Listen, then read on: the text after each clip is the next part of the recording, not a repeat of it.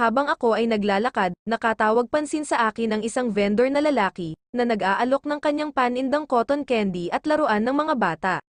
At siya ay aking nilapitan. Tara, samahan niyo ako, pakinggan natin ang kanyang kwento bilang isang vendor.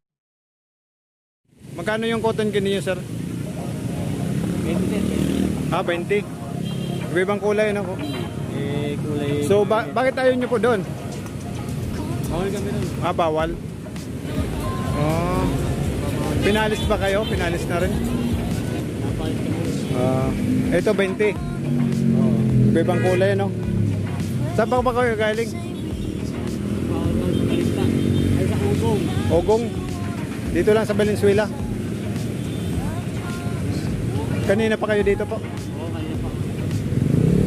Hanggang sa mainit. Ha? Hanggang sa init. Marami po yan kanina o marami na rin nabili? Oo, marami ang benta. Marami na rin nabili. Ito, magkano po ito? Pwede rin yung 30? 50. 50?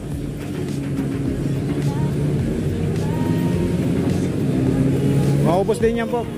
Darating pa rin yung mga tao dyan. Vlog kasi. Nagbablog po. Ilan taon na po kayo nagtitinda niyan?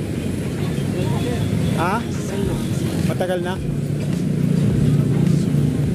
Iyan lang po yung lagi yung tinda o may iba ka pang tinda? Hindi, ito lang. Iyan lang. Saan ka po naglilibot? Dito lang. Dito lang sa Valenzuela? Sa Malabon, di po kayo nakapag ano? Dito lang sa Malabon. So, ayan mga idol. Ano pong pangalan mo, sir? Mark. Mark? Si Sir Mark.